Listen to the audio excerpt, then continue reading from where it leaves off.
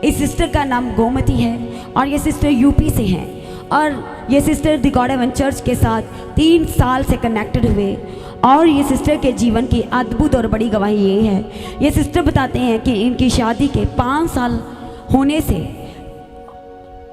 पहला, ये सिस्टर बताते हैं कि जब इनको पहली प्रेगनेंसी कंसीव हुई तो उस प्रेगनेंसी के 3रे महीने के बाद इनका मिसकैरेज हुआ और जब सेकंड प्रेगनेंसी कंसीव हुआ तो ये सिस्टर बताते हैं कि 4थे मंथ के बाद इनका मिसकैरेज हो गया।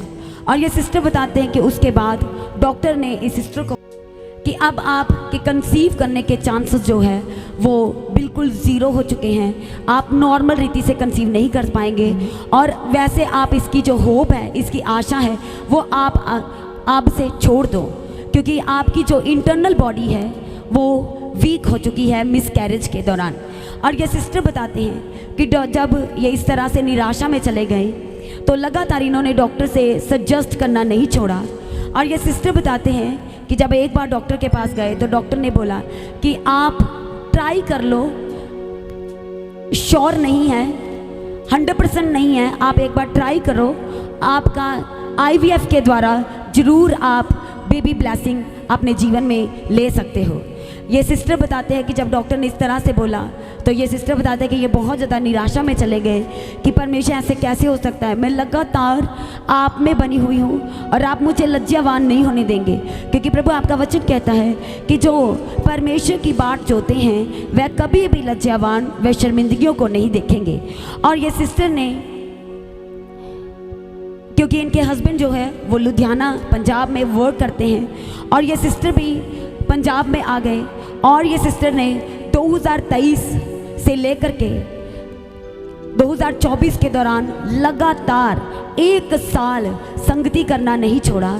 और ये सिस्टर लुधियाना से परमेश्वर की हजूरी में हर शुक्रवार, शनिवार, रविवार ये सिस्टर पहुंच जाया करते थे।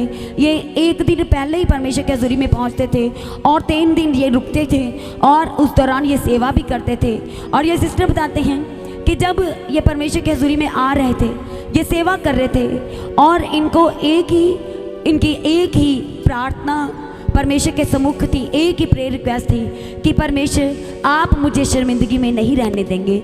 और ये सिस्टर बताते कि ये सिर्फ और सिर्फ गुप्त रीति से इनका और परमेश्वर के बीच का था कि ये परमेश्वर से, इसीलिए कि परमेश्वर में सेवा, जो आपकी दासी कहते हैं कि सेवा जो है वह मार्गों को खोल देती है, इसलिए ये सेवा मैं दिल से करूँगी। और परमेश्वर आपने जैसे हन्ना की सुधि ली थी, उसकी शर्मिंदगी को दूर किया था जब वो चिढ़ाई गई थी और आपके भवन में आई थी, और मैं भी उसी परिस्थिति में आपके भवन में पहुँची हूँ और ये मेरा दुख आप जानते हैं। और ये सिस्टर बताते हैं कि जब ये लगातार परमेश्वर की हजूरी में पहुँचते गए और जब ये सिस्टर ने, इनको शरीर में कमज़ोरी फील हुआ तो ये डॉक्टर के पास गए, डॉक्टर ने कुछ टेस्ट लिख करके दिए।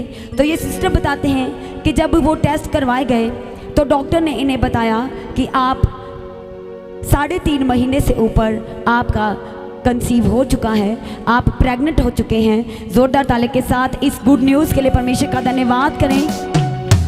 ये नॉर्मल रूटीन चेकअप के लिए गए थे पर परमेश्वर ने इन्हें ब्लेस किया, इनके उस सेवा की परमेश्वर ने स्तुति ली और सच में सिस्टर को ब्लेस किया।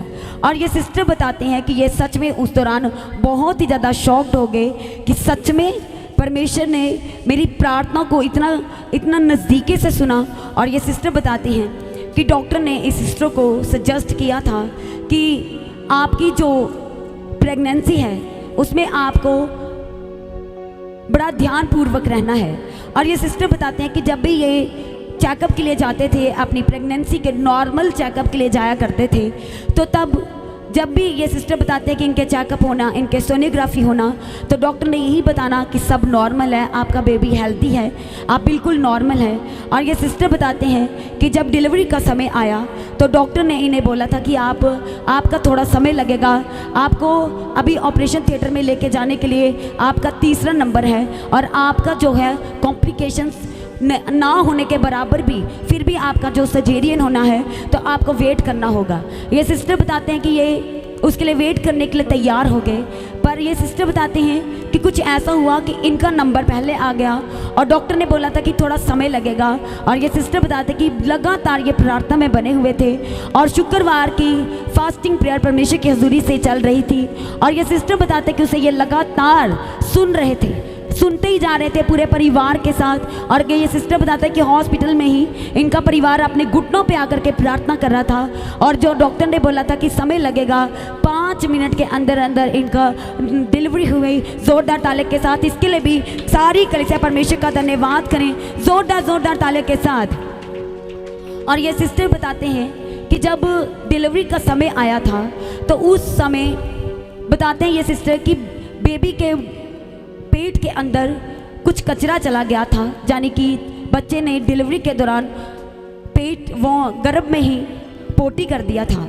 और ये सिस्टर बताते कि जिसके दौरान जब वो डिलीवर हुआ, जब वो पैदा हुआ, तो ये सिस्टर बताते कि दूसरे दिन से ही उसकी पैदाइश के, इस बच्चे के पैदाइश के दूसरे दिन से ही ये सिस्टर बताते हैं कि हर दूसरे दिन डॉक्टर्स चेंज करना पड़ रहा था, मेडिसिन चेंज करनी पड़ रही थी। और ये सिस्टर बता रहे थे कि कोई नॉर्मल नहीं, ना ही कोई नॉर्मल हॉस्पिटल, ना ही कोई normal doctor, best to best doctor से ये लगातार अपने बच्चे को दिखा रहे थे, उसका चेकअप करा रहे थे। और ये सिस्टर बताते कि इन्होंने वहीं से ही, क्योंकि इनकी ये अपनी डिलीवरी के लिए अपने यूपी में चले गए थे, अपने शहर गए थे।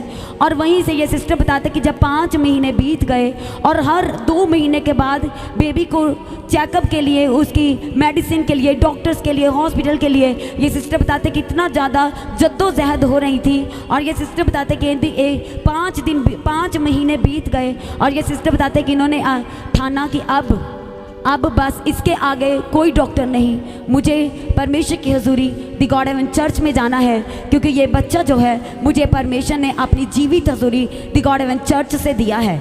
और ये सिस्टर बताते हैं कि जब ये परमेश्वर की हजूरी में पहुंचे, मई 2025 में ये परमेश्वर की हजूरी में पहुंचे और ये सिस्टर ने सारी कलीसिया ध्यान से सुने, 5 महीने बच्चे को हो चुके थे, पैदा हुए, और इस सिस्टर ने अपने बच्चे का कोई भी नाम नहीं रखा था। और जब ये भवन में आए तो भी इन्होंने ना ही पास्टर जी को बताया, ना ही टीम को बताया कि मैं अपने बच्चे के डेडिकेशन के लिए भी पास्टर जी से बात करूंगी या मुझे डेडिकेशन कराना है। इसके बारे में ये सिस्टर ने बिल्कुल भी बात नहीं की, बताया नहीं टीम को। और ये सिस्टर बताते हैं कि जब मई 2025 की प्रार्थना सभा में ये परमेश्वर की हजूरी में पहुँचे, तो जब पास्टर जी प्रार्थना कर रहे थे तो पास्टर जी ने बताया कि बच्चा है, उसका नाम अनुग्रह रखना है।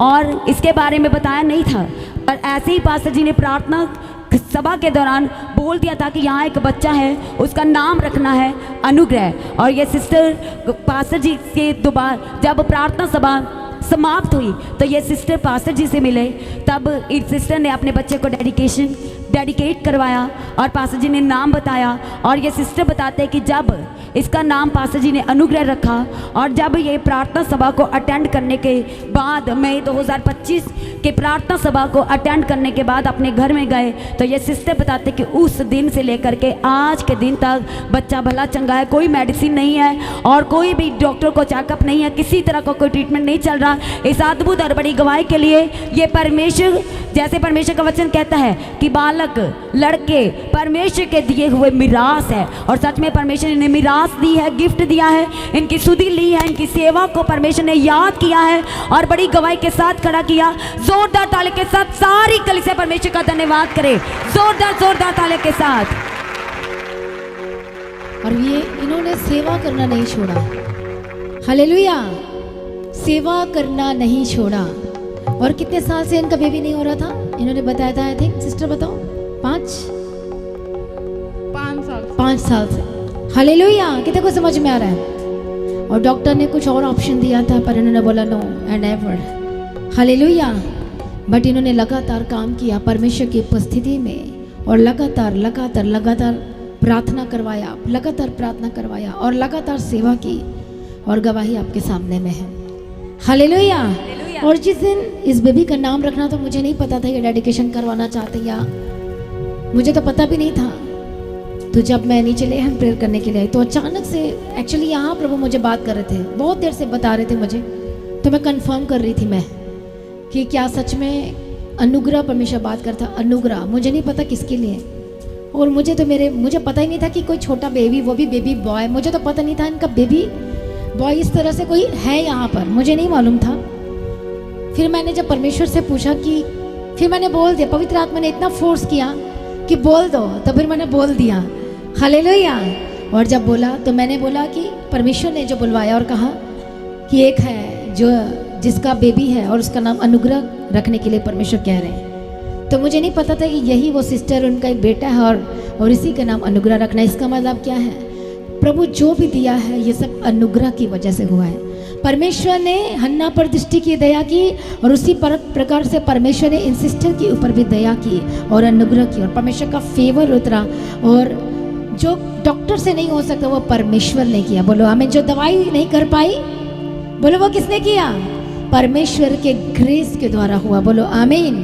सभी चीज गवाही की नॉर्मल टेस्टिमनी नहीं है, लगातार।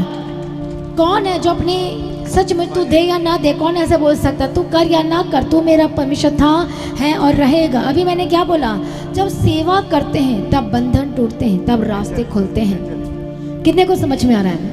सेवा से शैतान डरता है। वो क्यों डरता, आखिर क्या बात है? इसलिए क्योंकि जब सेवा करेंगे तो परमेश्वर का राज्य बढ़ेगा और नरक खाली होगा। बोलो आमीन, हालेलुया।